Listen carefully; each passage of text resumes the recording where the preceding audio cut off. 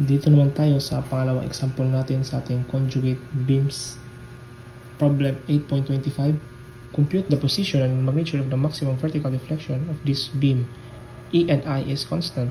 E is equals to 30 times 10 cube kips per inch squared and I is equals to 432 inches raised to 4.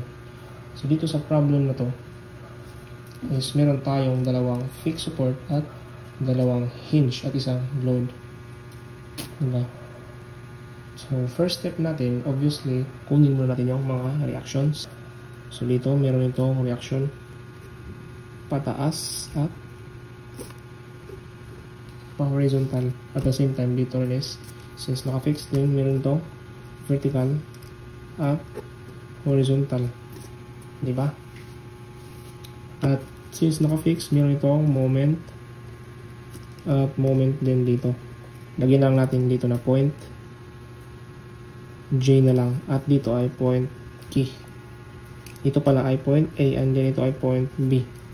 So ito ay moment K, MJ, and then ito ay GY, KY.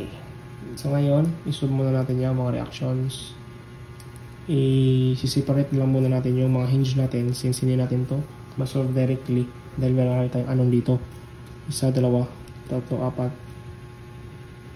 Di ba marami tayong anon, hindi sapat yung equation natin pag hindi tayo magkakat. So magkat lang muna tayo dito sa dito to hinge and then hinge to hinge and then hinge to end. Dalhin natin dito. So para masolve natin yung mga reaction natin, magsasummation ng moment lang tayo. Unahin ko muna dito sa gitna. Dito ko lang ilagay yung solution ko. Summation ng moment along point B is equals to compare natin na ang clockwise is positive, guys, no? So moment along B is equals to AY natin times distance from point B, which is 9 minus 60 dahil counterclockwise times distance niya 3 from point B. So masolve na natin yung AY natin. AY is equals to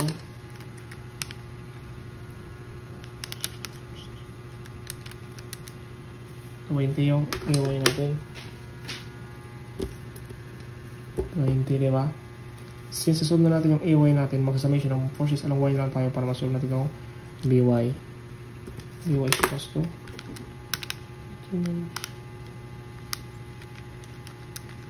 so 40 yung BY natin. 40. So nakuha na natin yung value ng AY at ang BY. Dito naman tayo sa kung bahala kung sa dito ka or dito. Dito na lang muna ako. Dito na portion. So summation no? Ito ay sa gitna to, ha. Middle. Ito yung at left. Sa left natin, summation ng moment along B pa rin ako. I mean A is equals to dito ko lang moment sa A. KY times distance niya 3 minus M K is equals to 0. So dalawang anong dito, hindi natin yan makukuha yung value na yan. Dagdagan na lang natin ang summation ng forces along Y, no? So KY minus AY is equals to 0. So ngayon nasolve natin yung KY natin, which is 20. Diba, dali lang. So nasolve naman natin yung KY natin, nasolve natin yung MK natin. MK is equals to 20 times 3. So dinirect ko lang, ha, itong KY natin is since 20. So nilagay ko lang 20 times 3. So ang MK natin is equals to 60. Diba? So nakuha natin yung value natin dito. Nilagay lang natin KY is equals to 20. Yung GY pala natin, hindi pa natin nakuha. Dito tayo. So nilagay ko na lang dito ang solution, huwag kayong mali dito. At right. Sa right portion tayo dito. Summation na moment naman ako sa point B natin. Suppose to GY negative GY plus MG is equals to 0. Dalawang ano na naman. So dagdagan natin yan ang equation. Summation of forces along Y is equals to negative by plus gy. So, masusub na natin yung gy natin since ang by natin is 40. Gy natin is 40. Diba? At the same time, itong mg natin, masusub din natin to dahil meron itong gy. Nakalimutan ko pala guys, meron pala itong distance na 3. So, mg natin is equals to 3 times 40 is equals to 120.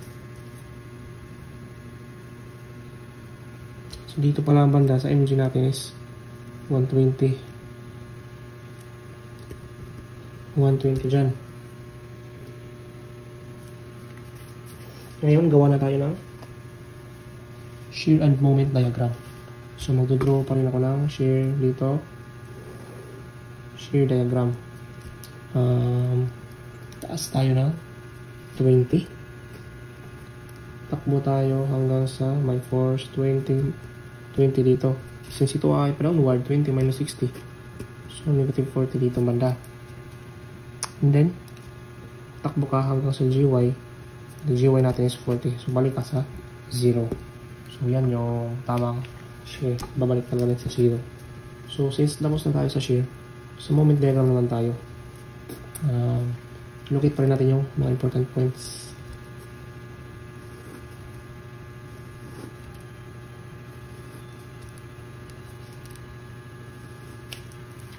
Yan yung mga important points natin sa hinge, sa support at sa force.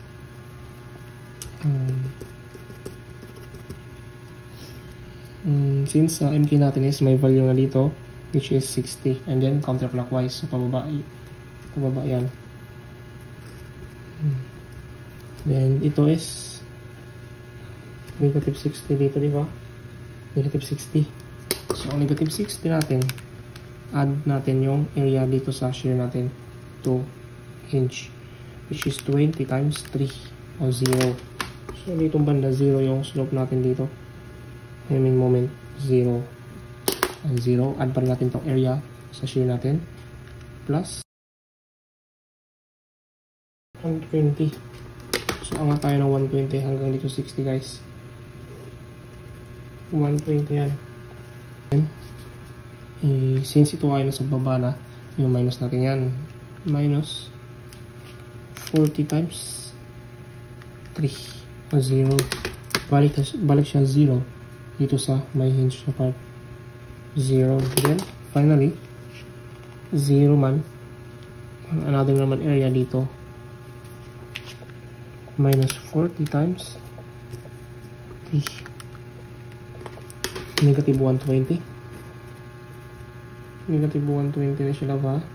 And then, angat ka. Negative 120 to guys ha. Negative 120 yan. So ngayon, since gamitan natin to ng conjugate beam method, i-change natin yung mga supports natin o kaya ang hinge. So dito ang banda dito, since naka free end to, wala siyang deflection at wala siyang slope, di ba? So ito ay gawin natin free end dito sa ating conjugate beam. Ito pala yung conjugate beam natin, yung moment diagram natin. Ito yung conjugate beam natin, di ba? So dito free end dahil fixed support, as well as dito sa point key natin, naka fix man. So ito ay naka free end. So dito tayo sa hinge. Since hinge ito, sa ating na-discuss kanina, pag hinge is gagawin lang natin yung roller support. At the same time itong hinge dito, gawin mo roller support. Ang hinahanap dito is yung magnitude at position ng maximum vertical deflection. So, mag-assume naman tayo ng deflection natin sa ating beam. So, ganito lang deflected shape niya base sa observation ko. Dito, naka-fix. So, first, wala siyang slope at wala siyang deflection, di ba? So, dito is nakadaan siya ng 0 slope hanggang naabot niya yung hinge. Ganyan. And then, dito sa portion sa hinge to hinge, alam natin yan na pa-smile yung deflection niya, di ba? So, i-extend na lang natin dito sa from hinge to another hinge. Something like that lang. Oops, kalimutan ko. Sorry guys. ganito dapat. Okay na yan guys. And then hinge to, no? Dito walang slope at walang deflection. So yan na yung assuming natin ang deflected na shape ng ating beam. So pang masolve natin yung distance kung saan yung maximum vertical natin, mag-left lang tayo dito ng slope. Yan. Since ang hinahanap natin is maximum vertical deflection, dapat hanapin natin yung point kung saan yung slope natin is equals to 0 to be maximum vertical deflection. At the same time, 0 yung shear natin sa ating conjugate beam. Diba? So dito yung maximum deflection niya. Hindi pa natin alam talaga kung saan siya banda, saan siya kanyang x distance from point. So dito, ito yung assumption natin, di ba? I-cut natin ito, conjugate beam natin base sa ating left dyan. I-assume lang natin na x yung distance from here to connect natin, di ba? Assume natin yung kapag natin.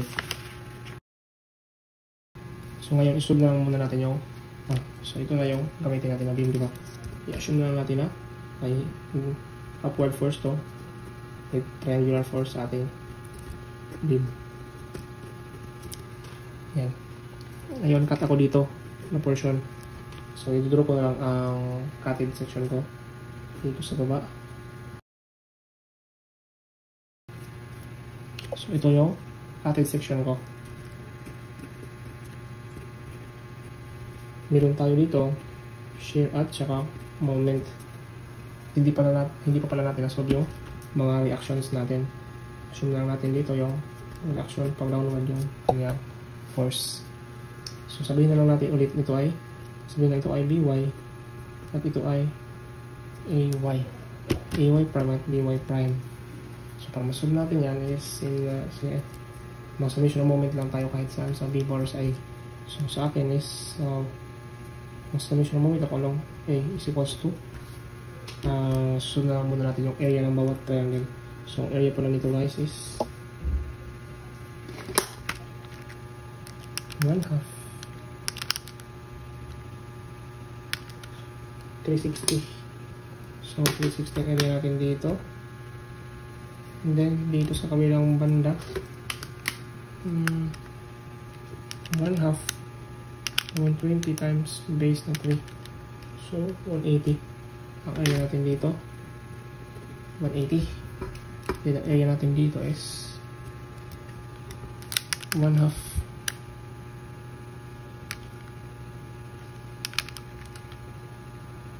So 180 pa rin yung area natin dito. And lastly, ito ang area natin dito. 1/2 60 times 3 90. So ang area natin dito is 90. Diba? So ngayon isolve natin yung reaction ng AY prime natin at BY prime. Summation moment along A na lang ako dito. So negative 360, itong triangle na ito pa-counterclockwise, negative 360 times distance niya from point A to centroid. So ano ba ang 2 3 ng 6? 4, diba? 4 minus 180, itong triangle na to times centroid niya 6 plus 1, 7 dyan. 7 plus by natin, by prime niya yung hinahanap natin, times 9 plus 180 itong triangle times centroid, 6 plus 3 9 plus 2 11.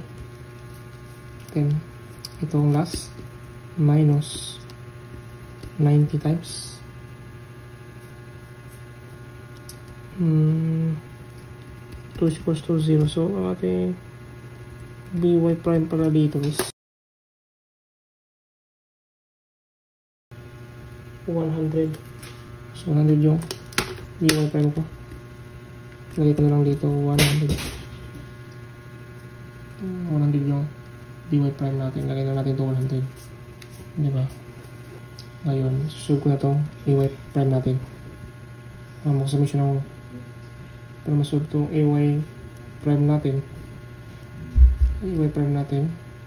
Magsusummation of forces na lang tayo along y. Negative 90 plus 360 plus 180 minus 1. Okay, oops, 100 yan.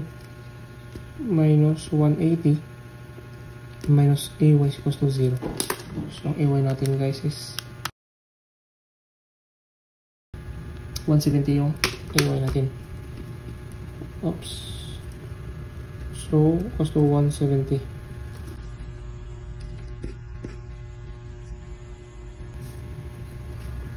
So, 170 pala to guys. 170. Para masunod natin yung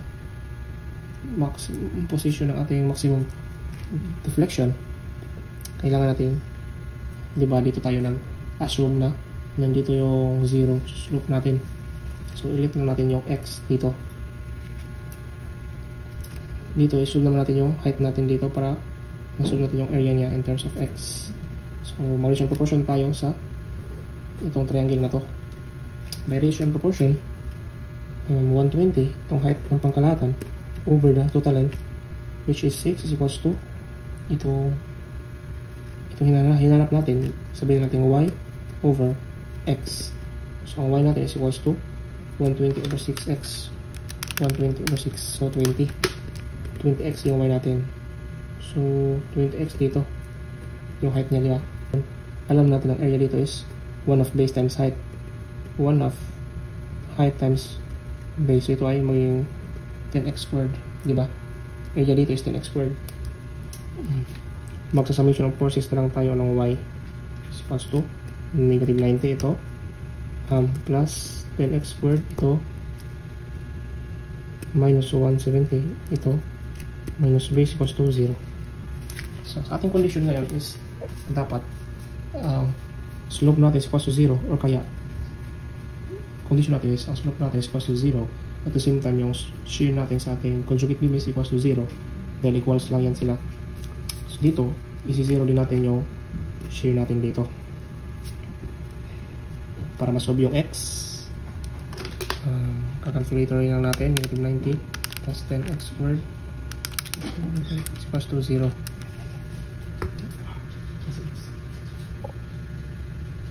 So ito yung nasolve natin na x. Lagyan na natin na 5.1.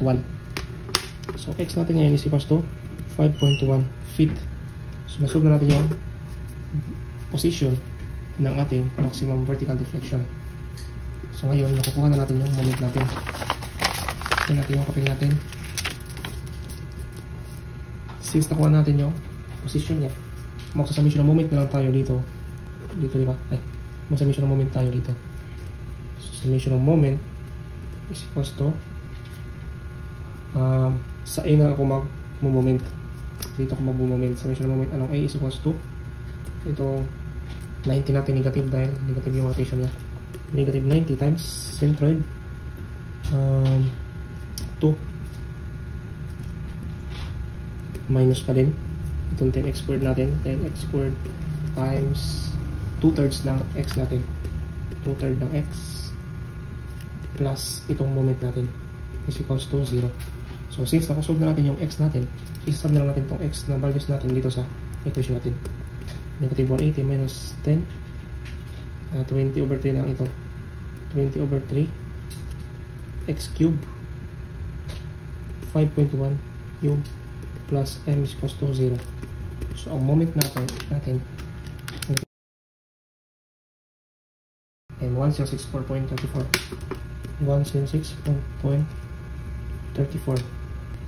pero huwag natin kalimutan guys, always ito may over EI yung final answer natin, diba? So ito na rin yung ating maximum deflection, pero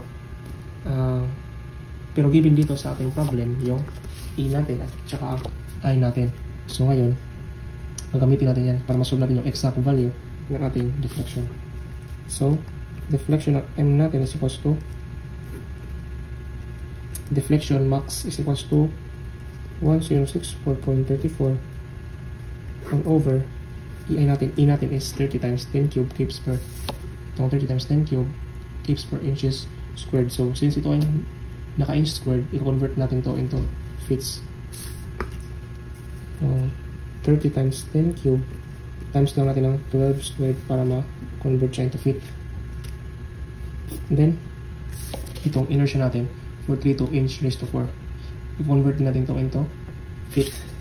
So, times 432. Multiply lang natin yan ng 1 over 12 raised to 4. So, ngayon, makukuha natin ng maximum deflection natin. Yung real value niya talaga.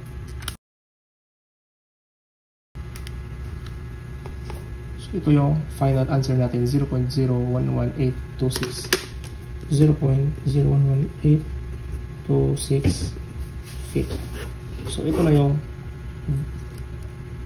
final answer natin ng ating maximum deflection.